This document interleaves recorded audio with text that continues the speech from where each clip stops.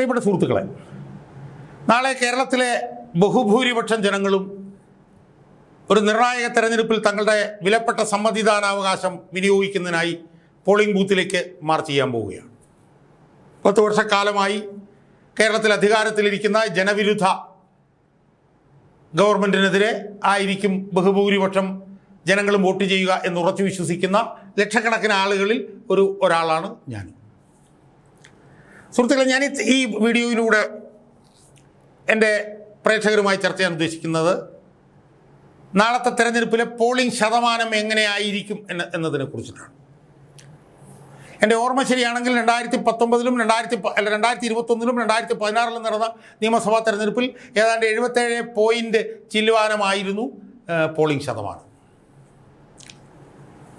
ഈ പോളിംഗ് ശതമാനം വലിയ ചർച്ചകൾക്ക് ഇടവരുത്താറുണ്ട് കേരളത്തിൽ. കഴിഞ്ഞ എല്ലാ തെരഞ്ഞെടുപ്പുകളുമായി ബന്ധപ്പെട്ടും പോളിംഗ് ശതമാനം നമ്മൾ ചർച്ച ചെയ്യാറുണ്ട്. പൊതുവെ നമ്മളെന്താ പറയുന്നത്, കൂടുതൽ പോളിംഗ് ഉണ്ടായാൽ ആ കൂടുതൽ പോളിംഗ് ശതമാനം എന്താണ് കാണിക്കുന്നത്? കൂടുതൽ പോളിംഗ് ശതമാനം ഇടതിനെയാണോ വലതിനെയാണോ പിന്തുണയ്ക്കുന്നത് എന്നുള്ള ചർച്ചകൾ ഉയർന്നു വരും. പോളിംഗ് കൂടിയാൽ അത് ഒരു മുന്നണിക്ക് ഗുണമാണ്, വേറൊരു മുന്നണിക്ക് ദോഷമാണ് എന്നുള്ള ചർച്ച വന്നിട്ടുണ്ട്. പോളിംഗ് കുറഞ്ഞാൽ അത് ഏത് മുന്നണിക്കാണ് ഗുണം എന്നത് സംബന്ധിച്ചിട്ട് ചർച്ച വന്നിട്ടുണ്ട്. അപ്പോൾ ആ ചർച്ചകളൊക്കെ നമ്മളെടുത്ത് പരിശോധിച്ച് നോക്കുമ്പോൾ പോളിംഗ് ശതമാനം കൂടുന്നത് പല തെരഞ്ഞെടുപ്പിൽ ഇടതിനും വലതിനും ഗുണകരമായിട്ട് വന്നിട്ടുണ്ട്.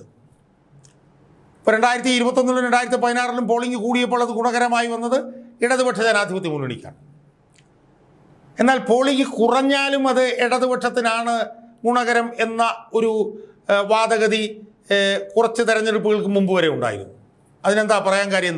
അങ്ങനെ പറയാൻ കാരണം, പോളിംഗ് കുറയുമ്പോൾ വോട്ട് ചെയ്യാതിരിക്കുന്നത് വലതുപക്ഷത്തിൻ്റെ UDFൻ്റെ വോട്ടർമാരാണെന്നും, പോളിംഗ് കുറയുന്നു എന്ന് പറഞ്ഞാൽ അതിൻ്റെ അർത്ഥം ഇടതുപക്ഷത്തിൻ്റെ വോട്ടർമാർ പരമാവധി വോട്ട് ചെയ്തതുകൊണ്ടാണ് എന്നും പറഞ്ഞിട്ട് ഒരു വാദഗതി ഉണ്ടായി.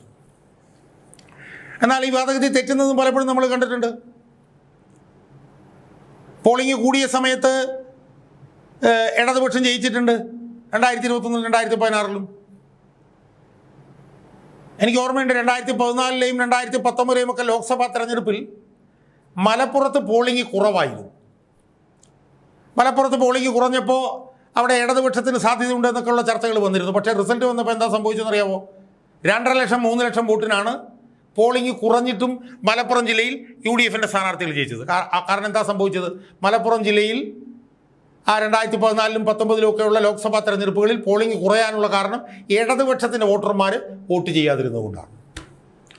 അപ്പോൾ അതുകൊണ്ട് തന്നെ ഇനിയിപ്പം 2024-ലെ തെരഞ്ഞെടുപ്പിൽ കോഴിക്കോട് പോലുള്ള മണ്ഡലങ്ങളിലൊക്കെ പോളിംഗ് താരതമ്യം കുറവായിരുന്നു. പക്ഷേ അവിടെയൊക്കെ UDFൻ്റെ സ്ഥാനാർത്ഥികൾ വൻ ഭൂരിപക്ഷത്തിനാണ് ജയിച്ചത്. അപ്പോൾ അവിടെയും പോളിംഗ് കുറയാനുള്ള കാരണം ഇടതുപക്ഷത്തിൻ്റെ വോട്ടർമാർ വോട്ട് ചെയ്യാതിരുന്നു എന്നുള്ളത് കൊണ്ടാണ്. അപ്പോൾ അതുകൊണ്ട് തന്നെ പോളിംഗ് കൂടിയാൽ അത് ഇടതുപക്ഷത്തിന് ഗുണം, വലതുപക്ഷത്തിന് ദോഷകരം എന്നുള്ളത് തെറ്റിയിട്ടുണ്ട്. Polling കൂടിയപ്പോഴും UDF ജയിച്ചിട്ടുണ്ട്. ഇനി പോളിംഗ് കുറയുമ്പോൾ അത് ഇടതുപക്ഷത്തിനാണ് ഗുണം, വലതുപക്ഷത്തിനല്ല എന്നുള്ളത് തെറ്റിയിട്ടുണ്ട്. ദീർഘനാൾ മുമ്പൊക്കെയുള്ള തെരഞ്ഞെടുപ്പുകളിൽ പോളിംഗ് കുറയുമ്പോഴൊക്കെ ഇടതുപക്ഷമായിരുന്നു സ്ഥിരമായി ജയിച്ചുകൊണ്ടിരുന്നത്. പക്ഷേ ഇപ്പോൾ അടുത്ത കാലത്തായി പോളിംഗ് കുറഞ്ഞാലും UDF ജയിക്കുന്ന സാഹചര്യം ഉണ്ട്. അപ്പോൾ ഇത് വളരെ ഈ പോളിംഗ് ശതമാനത്തിൻ്റെ ഏറ്റക്കുറച്ചിലുകൾ ഈ സ്ട്രെയിറ്റ് ഫോർവേഡ് ആയിട്ടുള്ള നിരീക്ഷണങ്ങളിലേക്ക് എത്താൻ ബുദ്ധിമുട്ടാണ് എന്നുള്ള നിലയിലേക്ക് ഇപ്പോൾ കാര്യങ്ങൾ മാറിയിട്ടുണ്ട്.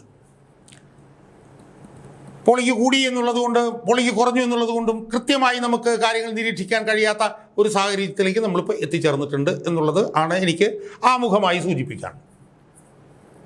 ഇതിൻ്റെ പശ്ചാത്തലത്തിൽ നാളത്തെ പോളിംഗ് ശതമാനം എങ്ങനെയായിരിക്കും എന്നുള്ളത് സംബന്ധിച്ച് ചില നിരീക്ഷണങ്ങൾ നമുക്ക് നടത്താൻ കഴിയും എന്നാണ് ഞാൻ വിശ്വസിക്കുന്നത്. അതിൽ ഒന്നാമത്തെ നിരീക്ഷണം എന്ന് പറയുന്നത്, 10 വർഷക്കാലം ഇടതുപക്ഷ ജനാധിപത്യ മുന്നണി ഗവൺമെൻറ് ഭരിച്ചിട്ടാണല്ലോ ഇപ്പം നമ്മൾ പോളിംഗിലേക്ക് പോകുന്നത്. ഇത് കേരളത്തിൽ ആദ്യമായിട്ടാണ്. കാരണം തുടർച്ചയായി തുടർഭരണം കേരളത്തിൽ ഉണ്ടായിട്ടില്ല. അപ്പോൾ എൻ്റെ ആദ്യത്തെ നിരീക്ഷണം എന്ന് പറയുന്നത്, 10 വർഷത്തെ ഭരണത്തിൻ്റെ പശ്ചാത്തലത്തിലാണ് തെരഞ്ഞെടുപ്പിലേക്ക് പോകുന്നത് എന്നതും ഇടതുപക്ഷ ജനാധിപത്യ മുന്നണി ഗവൺമെൻറ്റിനെതിരെ വലിയ തോതിലുള്ള ഭരണവിരുദ്ധ വികാരവും പിണറായി വിരുദ്ധ വികാരവും ഒക്കെ ഇങ്ങനെ വിജൃംഭിച്ച് നിൽക്കുകയാണ് എന്നുള്ളത് കൊണ്ടും എനിക്ക് തോന്നുന്നത് നാളെ പോളിംഗ് ശതമാനം ഒരു 80-82 എന്നൊക്കെ പറഞ്ഞ് വർദ്ധിച്ചാൽ, അല്ലെങ്കിൽ 80-ന് മുകളിലേക്ക്, അല്ലെങ്കിൽ 80 എന്നൊക്കെ ഉള്ള നിലയിലേക്ക് വന്നാൽ അത് UDFനെയാണ് സഹായിക്കാൻ സാധ്യത എന്നാണ് ഞാൻ വിലയിരുത്തുന്നത്. 77 16-ലും 2021-ലും. അതൊരു 80-80 പ്ലസിലേക്കൊക്കെ പോയാൽ ഒരു സംശയവും വേണ്ട, ഇപ്പോഴത്തെ സാഹചര്യത്തിൽ അത് ഭരണവിരുദ്ധ വികാരം പ്രകടമായതാവാനാണ് സാധ്യത, അത് പിണറായി വിരുദ്ധ വികാരം പ്രകടമാകാനാണ് സാധ്യത എന്നാണ് പൊതുവിലുള്ള എൻ്റെ വിലയിരുത്തൽ. എന്നാൽ ഞാൻ നിരീക്ഷിക്കുന്നത് മലബാറിൽ പൊതുവിൽ പോളിംഗ് ശതമാനം കുറയാനുള്ള ഒരു സാധ്യത ഞാൻ കാണുന്നുണ്ട്. മലബാറിൽ ജനങ്ങളുടെ ഇടയിലുള്ള ഒരു വികാരമായിട്ട് നമ്മളിപ്പോൾ കാണുന്നെന്താ, വളരെ പ്രകടമായി തന്നെ ഒരു UDF അനുകൂല തരംഗം അവിടെ നിലനിൽക്കുന്നതായി നമ്മൾ കണ്ടിട്ടുണ്ട്. അപ്പോൾ സ്വാഭാവികമായും പോളിംഗ് ശതമാനം വർദ്ധിക്കേണ്ടതല്ലേ എന്നുള്ള ചോദ്യം ചോദിക്കാം. പോളിംഗ് ശതമാനം വർദ്ധിക്കേണ്ടതാണ് എങ്കിൽ പോലും പോളിംഗ് ശതമാനം കുറയാനുള്ള ഒരു സാധ്യത ഞാൻ മുൻകൂട്ടി കാണുന്നത് എന്താണെന്ന് ചോദിച്ചാൽ, മലബാറിൽ UDFൻ്റെ വോട്ടുകൾ മുഴുവൻ പോൾ ചെയ്യപ്പെടാനാണ് സാധ്യത. UDFൻ്റെ 100% വോട്ടുകളും പോൾ ചെയ്യപ്പെടാനാണ് സാധ്യത. എന്നാൽ മറുഭാഗത്ത് മലബാറിൽ CPMൻ്റെ വോട്ടർമാരുടെ ഇടയിൽ വ്യാപകമായ നിസ്സംഗത ഉണ്ടാവാനുള്ള സാധ്യതയുണ്ട്. അപ്പം പോളിംഗ് ശതമാനം കൂടണമെങ്കിൽ UDFൻ്റെയും LDFൻ്റെയും അണികൾ ഒരേ താല്പര്യത്തിൽ വന്നിട്ട് വോട്ട് ചെയ്യണം. അതിന് പകരം UDFൻ്റെ അണികൾ ബഹുഭൂരിപക്ഷം വോട്ട് ചെയ്യുകയും CPMൻ്റെ അണികളിൽ വലിയൊരു നിർജീവത പ്രകടമാകുകയും ചെയ്താൽ അത് മൊത്തത്തിൽ ടോട്ടൽ നമ്മൾ എടുക്കുമ്പോൾ പോളിംഗ് ഒരല്പം കുറയാനുള്ള സാധ്യത മലബാറിൽ ഞാൻ കാണുന്നുണ്ട്. പക്ഷേ തിരുവിതാംകൂറിൽ അതുണ്ടാവാനുള്ള സാധ്യത കുറവാണ് എന്നാണ് ഞാൻ വിലയിരുത്തുന്നത്. തിരുവിതാംകൂറിലും UDFൻ്റെ മൊത്തം വോട്ടുകൾ പോൾ ചെയ്യാനുള്ള സാധ്യത ഞാൻ കാണുന്നു. എന്നാൽ തിരുവിതാംകൂറിൽ മലബാറിനെ അപേക്ഷിച്ച് ഇടതുപക്ഷ വോട്ട് ബാങ്കും ഊർജ്ജസ്വലമായി തന്നെ വോട്ട് ചെയ്യാനുള്ള സാധ്യത ഞാൻ കാണുന്നു വടക്കൻ കേരളത്തെ അപേക്ഷിച്ച്.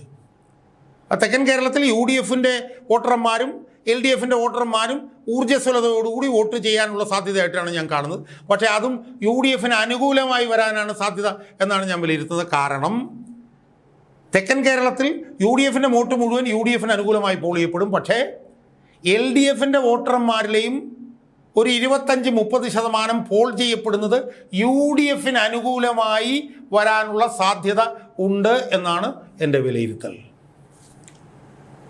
അപ്പം CPMൻ്റെ അണികളെ സംബന്ധിച്ചിടത്തോളം തെക്കൻ കേരളത്തെ അപേക്ഷിച്ച് വടക്കൻ കേരളത്തിൽ അവരിൽ 1% UDFന് അവിടെയും വോട്ട് ചെയ്യാനുള്ള സാധ്യതയുണ്ട്. പക്ഷേ 1% വോട്ടെടുപ്പിൽ നിന്ന് മാറി നിൽക്കാനുള്ള സാധ്യതയുണ്ട്, പ്രത്യേകിച്ച് കണ്ണൂർ, കോഴിക്കോട് പോലുള്ള മണ്ഡലങ്ങളിൽ.